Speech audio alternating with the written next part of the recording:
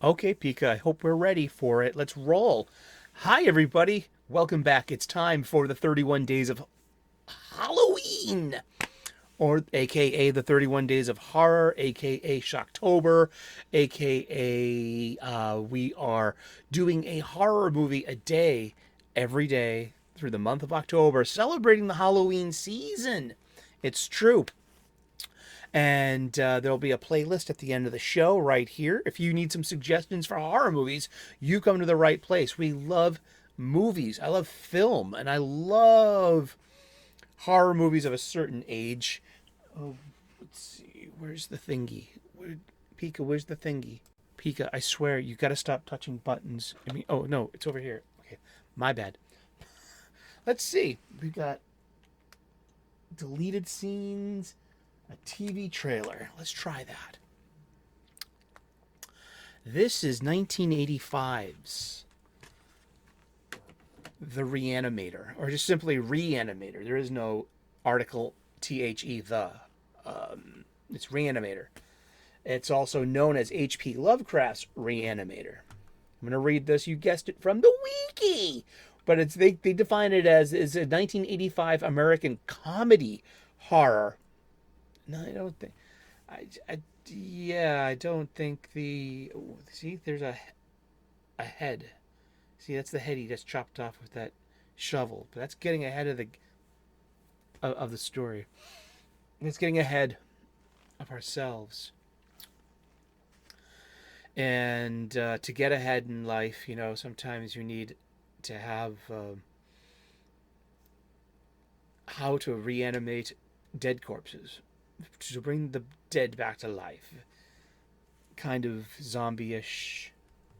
And it's this is a film that was loosely based on the 1922 H.P. Lovecraft serial novelette Herbert West Reanimator. This was directed by Stuart Gordon, and it stars Jeffrey Combs as Herbert West, and also stars Barbara Crampton, a legitimate scream queen. Yeah, and of whom was let's see, let's 1958. So I have a 1988 minus 3. So she was probably 26 years old when shooting this movie.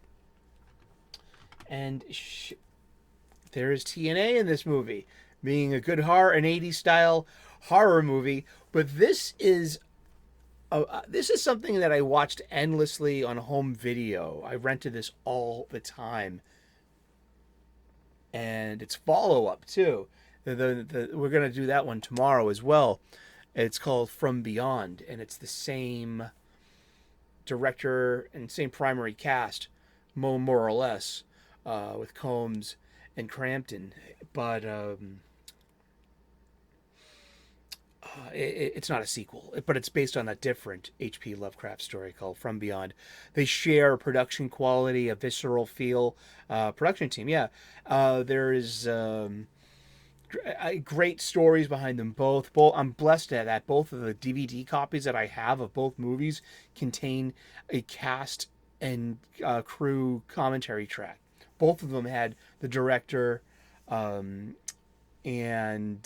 both of them, and Jeremy Combs and Barbara Crampton herself, and it was great because they're very fond of each other, especially years later, and after having gone to so many like pop culture conventions and horror fans and autograph hounds, and just like the amount of special effects that are in this movie are astounding. And but before we get there, this is my shirt. When I was 15 years old, I saw gun violence, and with my own two eyes, I saw a double homicide. So I've seen gun violence. I know what it sounds like. That it does sound like popping balloons or firecrackers. Guns are supposed to sound different, as according to the Rambo movies. So this is a picture of that Yoko Ono took of John's glasses that were in his the front pocket of his denim jacket he was wearing the night he was gunned down. And I think it's called A Season of Glass. This is a cover art from an album of hers, so I lifted it and I threw it on a T-shirt, and that's just my heart is with the people of Maine, and because, I'm from Massachusetts, and Maine is very close to us. We're all part of New England, so I just wanted. It's an awkward time to be making content about the glorification of bodily harm and violence and gore and bloodshed, and the indiscriminate and the wasteful just choices that people make with someone else's life.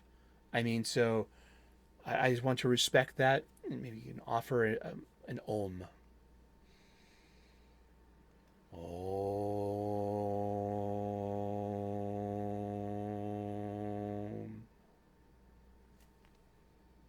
Some kind of that's Barbara Crampton behind us, but oh, that's how we. Oh, is that play? Is that on? These are production stills. Yeah, because that's in real life, and that happened. And God bless you all. Be safe. And that's that. Yeah, I mean, yeah, that's just where my T-shirt comes from, and I wear it on days like today. So let's get back to the program and our series here. This is RE-ANIMATOR, 1985 horror movie. It's got plenty of gratuitous violence and nudity.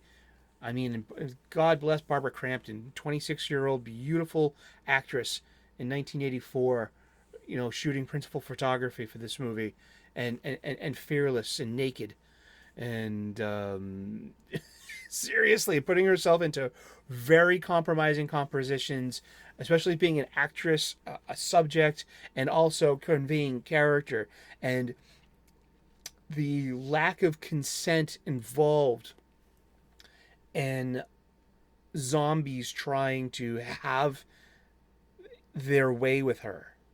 There's one particular zombie who had a big unrequited love for her in life, but as a zombie decides to enact on that, where she's literally saved from that fate by the hero.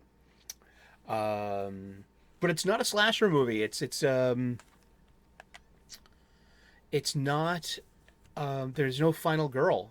Well, or maybe there is a final girl, and it's a twist on that, subverting the genre, because that would be giving it away, the whole story. If you haven't seen it yet, I mean, stop, drop, and giggle. It's time for you to get a fucking bucket full of candy, sit down in front of a television, and check out RE-ANIMATOR. My copy was really fun. I go for a decent price. If it's at a decent price, then I'll get it. This had to have been less than $20 American. This is Arrow Films. It's a DVD. It's not even a Blu-ray. Yet it's a DVD copy of the 4K 2013 German restoration of the uncut version. Not the rated R version. This got more stuff. And it's got that cast and crew documentary, commentary track too. So that it's by Arrow Films, and I've never even heard of them before. I knew I really dug the original art for this, and it's evocative of the opening sequence of the opening credits. But on the inside, it comes with a double cover. So this was the cover I grew up with. This looks like the VHS copy I grew up with. So I'm using the traditional cover, and I like that option too. Shout Factory does that a lot too. So now I know. Now I'm putting Arrow on my list as hey, there's Criterion, there's Shout Factory, and there's Arrow Films too. I mean, this thing is just filled with extras. Seriously, I like that in physical media, in a home version. I'm going to watch this multiple times. I would rather watch some of these things with a director commentary track, because it just makes it just a new experience. Like I was watching, what was it, 1988's The Wraith with Charlie Sheen, and that had a director commentary track, and I never experienced that before. And I was like, it threw such a new dimension onto the movie. It made it enjoyable all over again. So it wasn't just a pastime or just a watch an 80s movie that I grew up with. It had when we did this, we slow down here, and we had this car model here, and then we had special effects that day, and then this happened. And I love that stuff. What's behind us?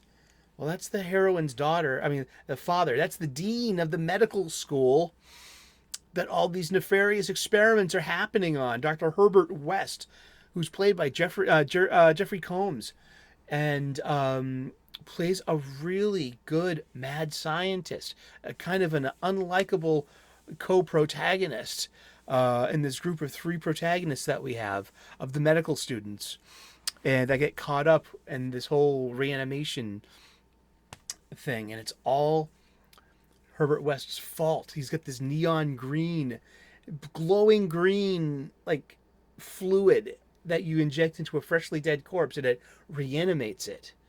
And it is over the top special effects, lots of blood. They had to tone this movie down a bit to get that R rating. Yes, they did. And it wasn't a hit, I'll tell you that much. Its release date was October 18th, 1985. Its running time is 86 minutes. It was an English-German production. It was budgeted at $900,000 to $1.3 million, and its box office was only $2 million.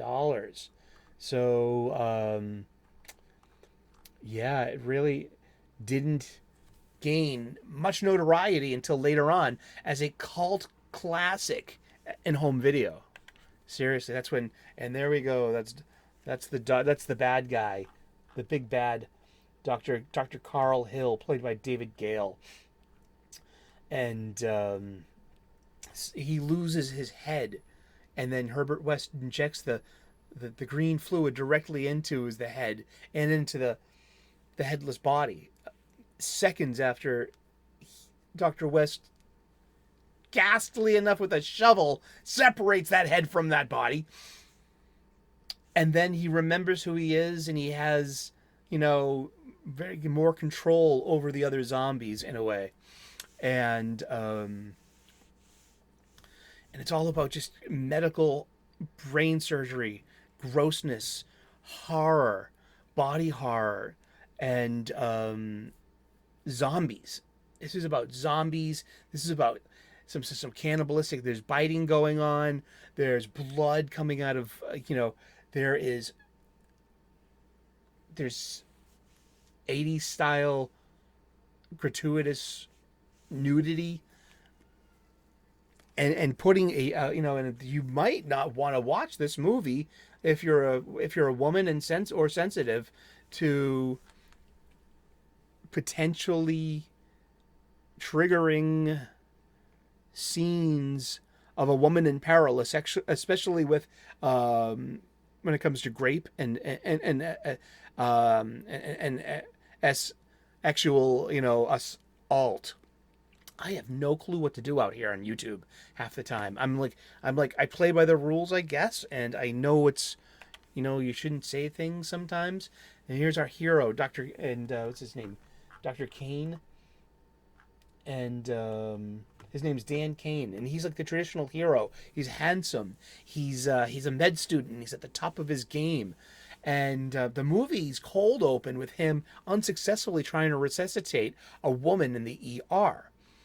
And so the doctor, the head doctor on staff, tells him, "You give it up." You know what I mean? It's just stop. You know what I mean? It's her time. You know what I mean? She's gone.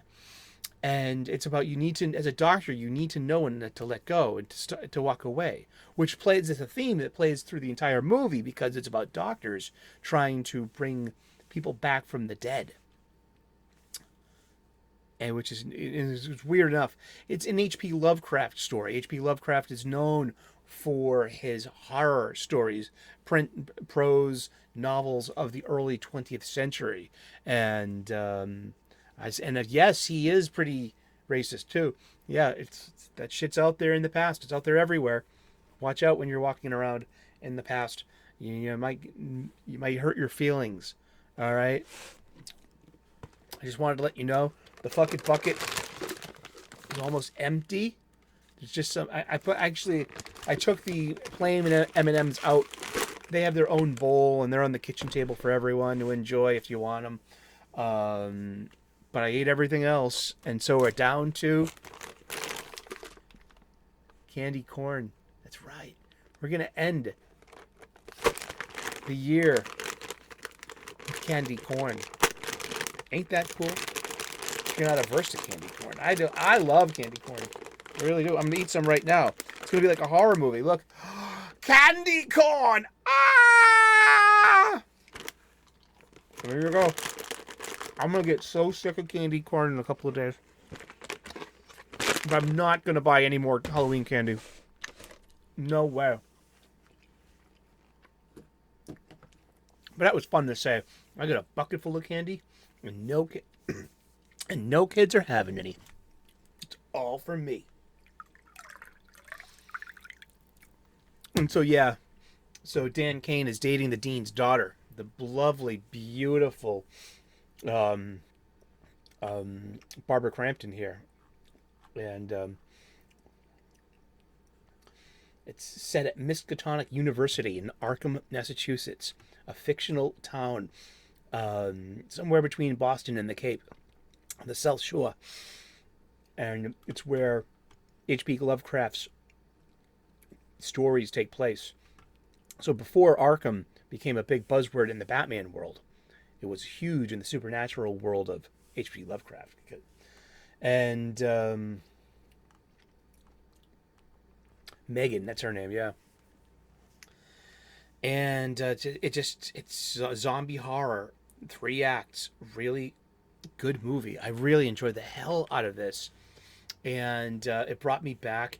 I was squeamish over special effects, going like, "Oh my god, look at this! Oh my!" The head is like, his head's he's carrying his own head in a duffel bag, and he put this sculpt of the human, the model of the skull of the head, on top of his headless body to make it past security, and go to the morgue with more of the green stuff to get an army of zombies. That's Jeffrey Combs as Dr. Herbert West.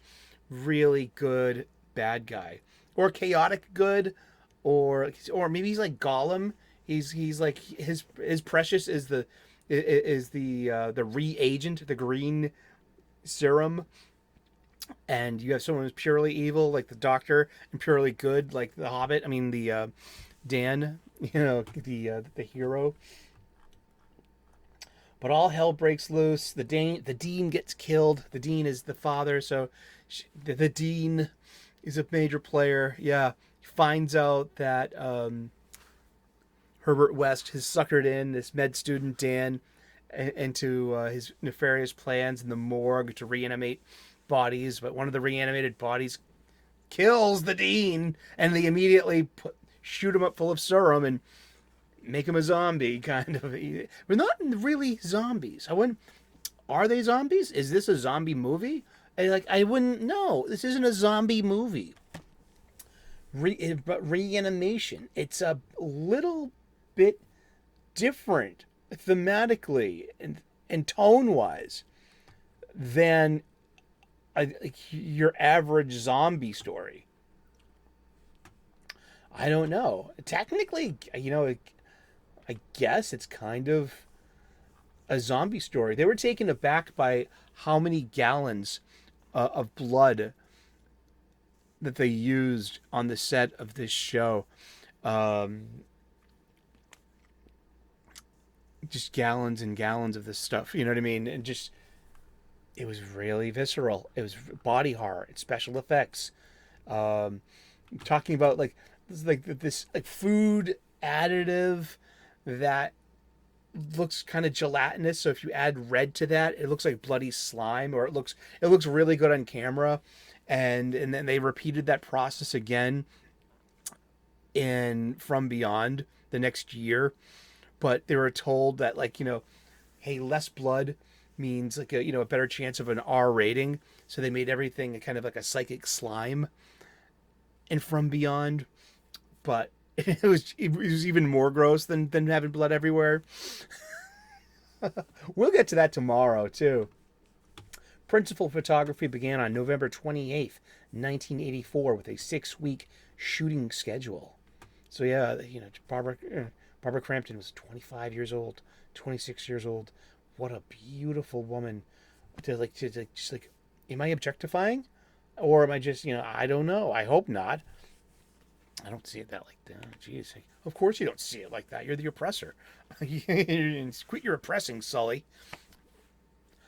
Just saying that I hope that like an actress who's brave enough to commit to a role like that, because it wasn't just about nudity. I mean, this is the scene at the beginning of the movie. This is the state of the body that we're looking at. You can't really see it from here, but she's basically topless in order to get at to put on the sensors. They were giving her mouth to mouth. They were giving her electroshock.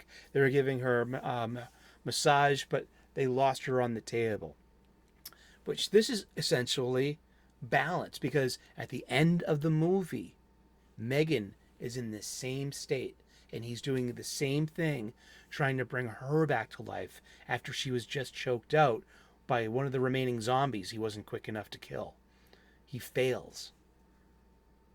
And he can't, and he also, so that the film is bookended with this scene. But we also have, like in the beginning of this, we have a typical looking 40, 50 something American woman of that shape and size, of that plus size. That's human, and that's humanity. But it's also nudity in this, and so I see this weird counterbalance, you know what I mean? Because at the end, the beautiful Barbara Crampton, Mandy, is in the same position, and it's got such a brilliant, wonderful ending. And she, again, topless. So it's again this non-sexualized nudity. You know what I mean? There's, because some of it, is most definitely, there's intent there. But this is more of like the coldness of the medical table or something. I don't know. I see it there. I mean, and yeah, but at the end of it, when Dan is over the body of Megan, and he pulls out the last vial of the green reagent. And if he's quick enough, he can get her back. He knows this. And then the whole thing turns to black, except for the green that we saw in the syringe, which slowly goes away as if it's being pushed. And then the actress herself delivers her line, and it's the scream associated with the rebirth. And it has such a great twist ending. So in a way, is she a final gal? Final like zombie gal? And just but what a great cast. Really, it was like hammy. I can see why they're saying it's a comedy horror movie, because it's not played for jump scares. And see, this is the end of it where he's trying to, use the paddles, to bring her back to life. I mean, and but great ensemble cast, really good practical effects. Great. And one thing about having the commentary track on, that it kind of diminishes the experience, but the sound effects and the original music, and especially during the credits, so you have to struggle to hear it or turn it up really loud. And I usually turn on the closed captioning for the movie, so I can read the dialogue while the cast and crew are talking over the movie, reminiscing. But you do tend to lose that this thing is full of great music. It really is, and good sound effects to go with the horrible, grotesque visuals. Seriously, this thing is so gross, but I love it. It's a great horror movie. And if you haven't seen the RE-ANIMATOR yet, PTS OTL, put that on the list. How about that? 1985. Dude, I was 12 years old when this came out. was like 13, 14, 15 years old. When am I supposed to say something stupid like, Barbara Crampton got me through high school? Maybe. Just maybe. Maybe we can talk about that tomorrow more in depth, because we got more Barbara Crampton tomorrow. We've got more Jeffrey Combs, more Stuart Gordon, who directed both of these movies. And just this really over-the-top body horror kind of zombie movie filled with blood and guts and gore and grotesque. It's special effects, practical special effects at its peak in the 80s. Seriously, this is, from here on out in the late 80s, and it gets more, and computers have more and more of an impact on the effects.